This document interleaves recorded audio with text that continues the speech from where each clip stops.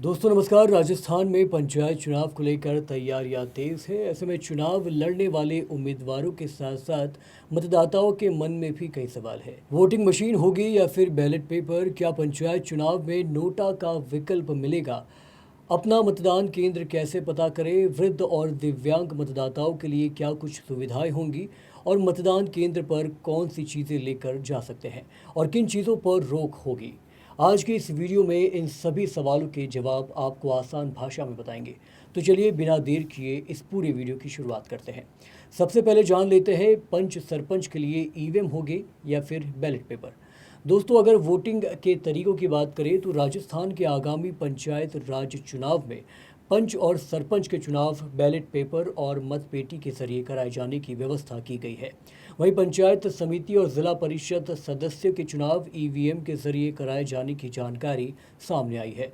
यानी अगर आप पंच या सरपंच का चुनाव लड़ रहे हैं या इनके लिए वोट देने जा रहे हैं तो आपको बैलेट पेपर से मतदान करना होगा।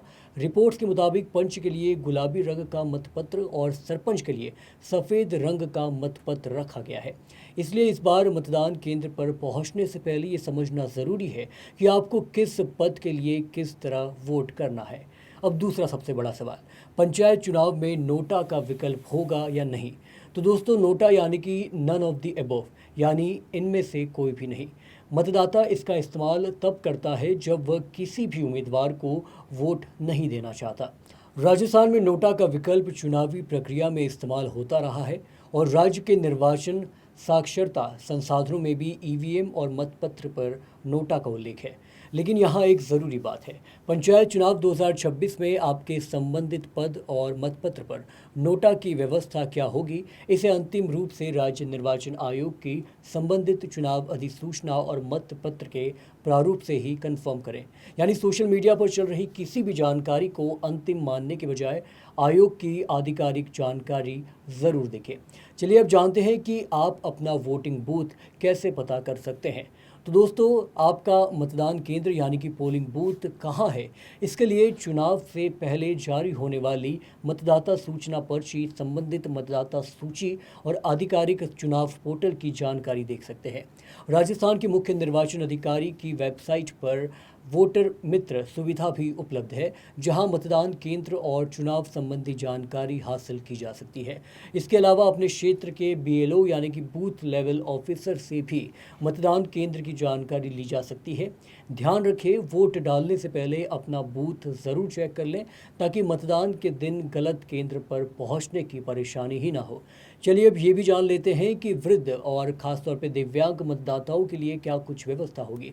दोस्तों मतदान केंद्रों पर ऐसे मतदाताओं की सुविधा के लिए रैंप, व्हीलचेयर, स्वयंसेवक और अन्य आवश्यक सुविधाओं की व्यवस्था की जाती है। राजस्थान में चुनावी मतदान केंद्रों पर दिव्यांग मतदाताओं के लिए रैंप और व्हीलचेयर जैसी सुविधाएं उपलब्ध कराने के निर्देश और व्यवस्थाएं पहले भी लागू रही हैं। वहीं कुछ चुनावी श्रेणियों में पात्र वरिष्ठ नागरिकों और दिव्यांग मतदाताओं को डाक मतपत्र की सुविधा भी दी जाती है। लेकिन ध्यान रखें, डाक मतपत्र की सुविधा हर वृद्ध मतदाता को अपने अपने या फिर अपने आप नहीं मिलती। इसके लिए संबंधित चुनाव में निर्धारित पात्रता और प्रक्रिया लागू होती है। इसलिए अगर आपके घर में कोई बुजुर्ग या दिव्यांग मतदाता है तो चुनाव से पहले संबंधित निर्वाचन अधिकारी से सुविधा और पात्रता की जानकारी ज़रूर लें।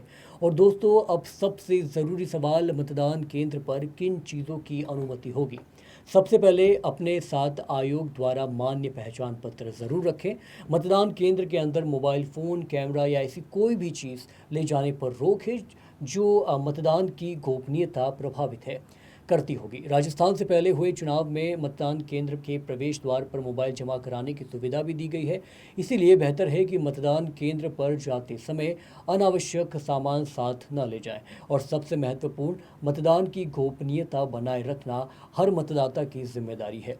किसे वोट दिया उसका फ़ोटो खींचना या मतदान की गोपनीयता प्रभावित करने वाली कोई गतिविधि करने से ज़रूर बचें।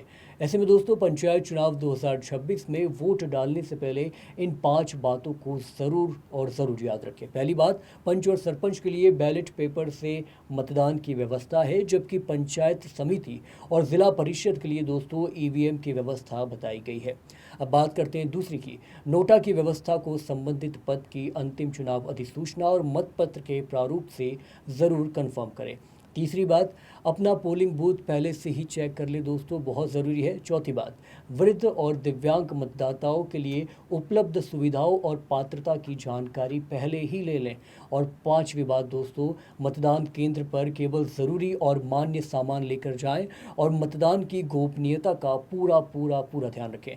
दोस्तों बता दूं, पंचायत चुनाव में आपका एक वोट बेहद महत्वपूर्ण है, इसलिए मतदान के दिन का इंतज़ार मत कीजिए। अपना नाम, अपना बूथ और मतदान से जुड़ी नियम अभी से चेक करना शुरू कर लीजिए। पंचायत चुनाव 2026 से जुड़ी नामांकन, आरक्षण, वोटिंग और उम्मीदवारों की योग्यता की हर ज़रूरी जानकारी हम आपके लिए आसान भाषा में पंजाब केसरी राजस्थान पर लेकर आते रहेंगे। लेकिन ध्यान रहे, ये तमाम जानकारी इंटरनेट के ज़रिए आप तक पहुँचाई गई है और इसमें कोई भी हालिया बदलाव आए तो आप अपडेट रहिएगा। बाकी चुनाव से जुड़ी तमाम खबरों के लिए देखते रहिए पंजाब केसरी राजस्थान। एक बार फिर से बहुत बहुत शुक्रिया।